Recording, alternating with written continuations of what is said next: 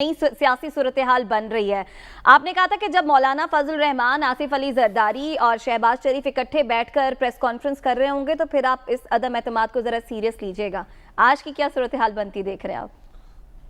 देखिए, एक पहले मैं वाज़ेह कर दूं कि ये जो अभी आप वज़ीर आज़म के जलसे करने की बात कर रहे थे, कुछ दिन पहले एक ऑर्डिनेंस भी मुझे याद पड़ता है जारी हुआ था, जिसमें ये अज़ाब्ता बदल दिया गया था और उसमें सियासतदानों को इजाज़त दी गई थी कि आप यानी सियासतदान जो है इलेक्शन हमने प्रोग्राम में डिस्कस किया था तो लिहाजा जी तो वज़ीर आज़म को उस ऑर्डिनेंस की सपोर्ट अलबत्ता हासिल है मेरा ख्याल है कि और उसके तहत वो हर जगह जलसा कर सकते हैं। अहम बात यह है कि कोई वो सरकारी वसाइल इस्तेमाल करते हुए किसी नए प्लान का, नए मंसूबे का ऐलान ना करे जहां पर इलेक्शन हो रहा हो।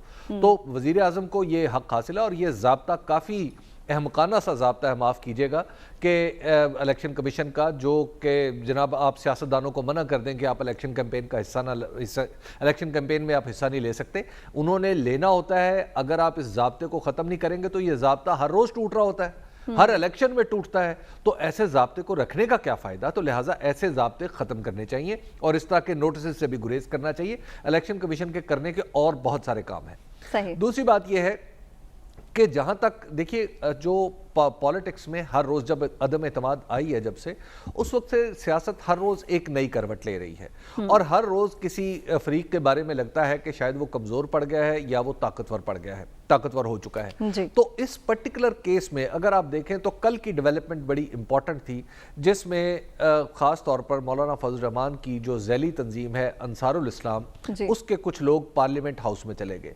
अगर आप इसका किसी भी हवाले से तज्जिया करेंगे तो आपको आखिर में यही नतीजा निकलेगा कि शायद मौलाना के पार्ट पे या अपोजिशन के पार्ट पे ये एक गलती थी। वक्त से पहले उन्होंने अपनी तंजीम को, और वो भी तंजीम ऐसी जो दरअसल उनके जलसों की हिफाजत के लिए बनाई गई है, जलसों में सिक्योरिटी के इंतजामात करने के लिए बनाई गई है, और वो डंडा बरदार फोर्स है। एक ख़ास रंग के वो कपड़े पहनते हैं, मैं उसको वर्दी तो नहीं कहता, लेकिन जब आप इस तरह के लोगों को बाकायदा तौर पर सरकारी इमारतों में दाखिल करेंगे तो ये बिल्कुल वही गलती है जो 2014 के धरने में हुई थी। ये आपको सियासत में एक हद फासिल रखनी होती है कि कहाँ पे सियासत की हद है और कहाँ पे रियासत की हदूद शुरू हो जाती हैं। जब भी आप किसी सरकारी बिल्डिंग में इस तरह लोगों को घुसाएंगे, बाकायदा उकसा के कि आप वहाँ पे जाएं और लोगों की हिफाजत करें, तो इसका मतलब यह है कि आप रियासत के दायरे कार में दाखिल हो गए, जो आपका इस्तेहकाक नहीं है। तो लिहाजा मौलाना को इस गलती का काफ़ी डैमेज हुआ है। दूसरी बात यह है कि अब तक हम देख रहे हैं कि इत्तेहादी अपनी जगह पर खड़े हुए हैं, अगरचे छोटी मोटी उनकी गुफ्तगू से मतलब यूं भी निकलता है और यूं भी निकलता है, लेकिन बात यह है कि अब तक वो अपनी जगह पर खड़े हुए हैं। जब तक वो अपनी जगह से नहीं हिलते, इमरान खान साहब को कोई नहीं हिला सकता। अब तक की मैं आपको ये बता रहा हूँ, हबीब साहब, ये अब से थोड़ी देर बाद बदल भी सकती है। हबीब साहब, बेसिकली दो ही सवाल सब लोग पसे पर्दा भी, कमरों में भी, इधर उधर भी, विस्पर्स के अंदर, सारे पाकिस्तान में दो सवाल पूछे जा रहे हैं। एक ये कि क्या उस्मान बुज़दार साहब के टेन्योर के ऊपर इन्ना लिल्लाह पढ़ ली जाए, क्या वो खात्मे को आ चुका है? और दूसरा ये कि क्या उस टेन्योर के खात्मे की वजह से नेशनल असेंबली में 172 नंबर पूरा हो गया हुकूमत का? आपके ख्याल में, आप इस्लामाबाद में इस वक्त मौजूद हैं, इस लम्हे के वक्त क्या 172 पूरा आपको होता नज़र आ रहा है? और क्या बुज़दार साहब को हम खैर बात कह दें बस तकरीबन?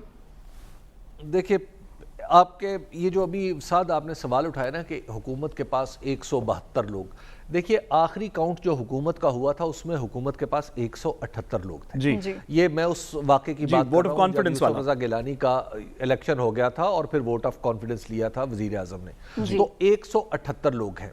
अब हुकूमत को ये नंबर नहीं दिखाना, ना 172 दिखाना है, ना 160 दिखाना है, ना 178 दिखाना है। अब ये अपोजिशन को 172 का नंबर दिखाना है। अब सवाल ये है कि क्या अपोजिशन के पास ये नंबर मौजूद है?